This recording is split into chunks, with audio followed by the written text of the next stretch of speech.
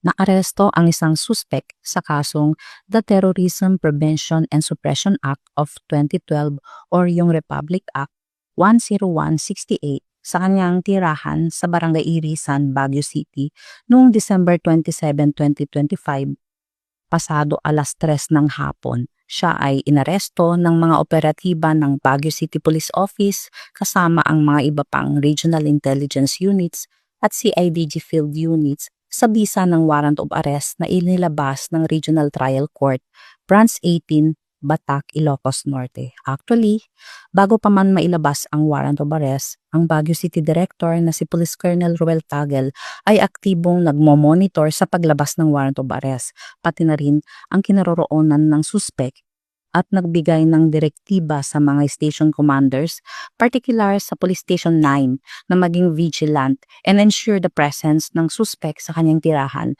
upang agad na maisilbi ang warrant sa sandaling ito ay mailabas. So nung mailabas ang warrant of arrest, agad na nagtungo ang mga operatiba sa bahay ng suspect at matagumpay na naiserve ang warrant. Ang suspect ay voluntaryong sumuko ng maayos.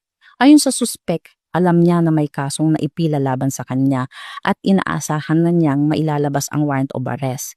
Sa tulong at pakikipag-ugnayan ng iba pang stakeholders, siya ay nahikayat na sumuko na lamang ng mapayapa.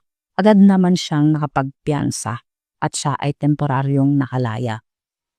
Patuloy na isinusulong ng Baguio City Police Office ang direktiba ni Police Brigadier General Erickson D. Dilag, Regional Director ng Police Regional Office Cordillera, bilang suporta sa mga pangunahing agenda ng Acting Chief Philippine National Police na si Police Lieutenant General Jose Melencio Nartates Jr.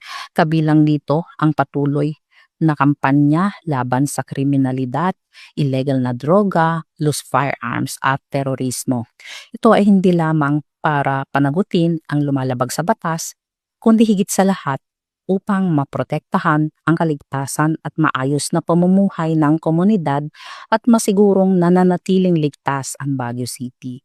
Kaya't hinihikayat po namin ang publiko na i-report or makipagtulungan sa pamamagitan ng pagbibigay ng impormasyon tungkol sa kinaroroonan ng mga wanted persons.